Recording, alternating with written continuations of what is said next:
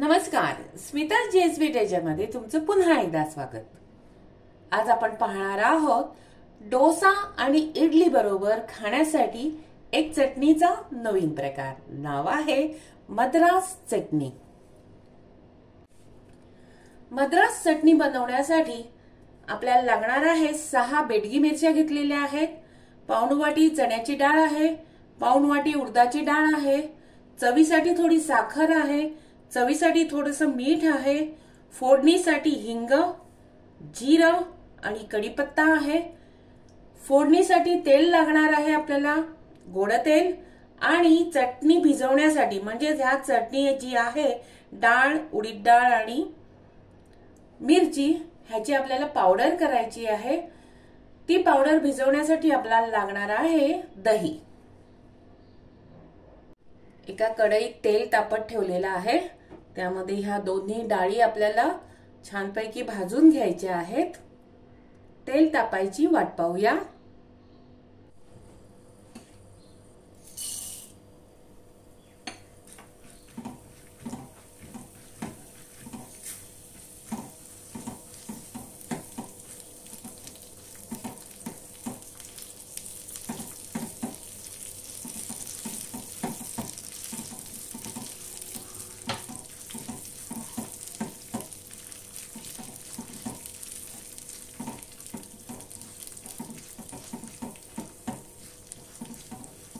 आता ह्यातच घालूया आपण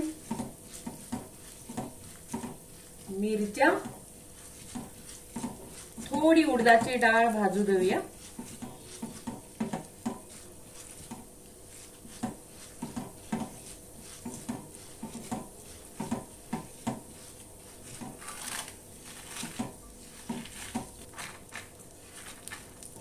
हे चांगल्या प्रकारे आपण भाजून घ्यायचंय, म्हणजे तळून आता अक्षरशः तळल्याच जात आहेत त्या मिरच्या, कुरकुरीत झाल्या पाहिजे आणि ह्याची आपल्याला पावडर बनवून घ्यायची।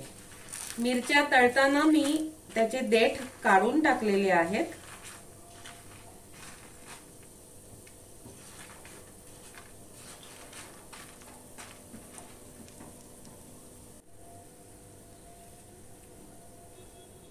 थोडा कढीपत्ता घालायचा आहे, तोही फ्राय करायचा आहे।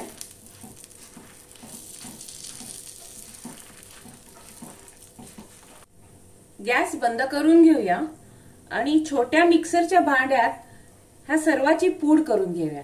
ह्याच्यात थोडंसं जे ऑइल, एक्सेस ऑइल आहे, जास्तीचं तेल आहे, ते मी काढून घेणार आहे, म्हणजेच गाळून घेणार आहे। हे जे उरलेलं ऑइल असेल ते आपल्याला फोडणीसाठी उपयोगी होईल। अशा तऱ्हेने मी सर्व साहित्य छोट्या मिक्सीमध्ये काढून घेतले, मिक्सीच्या भांड्यामध्ये। ह्याच्यात उरला आहे तेल, ह्याच्यात आपण फोडणी करायची आहे थोड्या वेळाने। हे साहित्य थोडं थंड होऊ देऊन आपल्याला वाटून घ्यायचं आहे। चटणी पावडर बनवून तयार आहे। दहीही चांगलं फेटून घेतलेलं आहे। आता या दह्यामध्ये घालायचंय चवीसाठी मीठ आणि चवीसाठी साखर। हे छानपैकी असं विरघळून घ्यायचंय आणि ह्यात पावडर टाकायची आहे चटणीची। अशा प्रकारे तुम्ही चटणीची पावडर बनवून ठेवली आणि आयत्या वेळेला तुम्ही दह्यामध्ये मिक्स केली तरी चालेल। आता मी ह्याच्यात मला पाहिजे तेवढीच पावडर मिक्स करणार आहे। ही साधारण पातळ असते चटणी आणि अशी कालवून घेऊन ह्याला छानपैकी वरून आपल्याला फोडणी द्यायची। तर चटणी तर तयार आहे। आता आपण तयार करूया मस्तपैकी खमंग अशी फोडणी।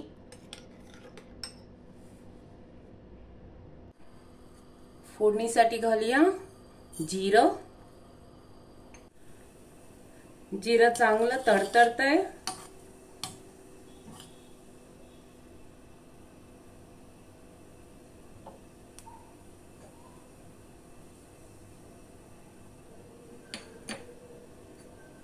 घालूया कढीपत्ता। हिंग शेवट घालायचा म्हणजे तो जळत नाही, एवढंच एक कारण आहे।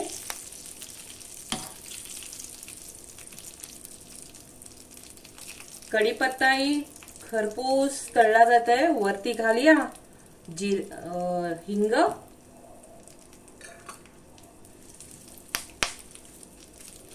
आपली छानपैकी फोडणी तयार आहे.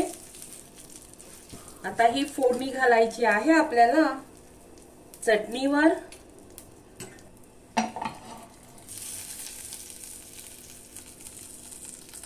छानपैकी चटणी तयार आहे.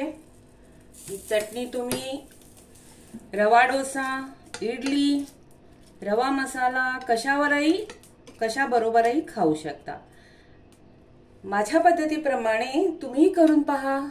माझा चॅनल स्मिता GSB ट्रेजरला लाईक करा, शेअर करा, सबस्क्राईब करा. मी परत येत आहे अशीच एक नवीन रेसिपी घेऊन खास तुमच्यासाठी. धन्यवाद.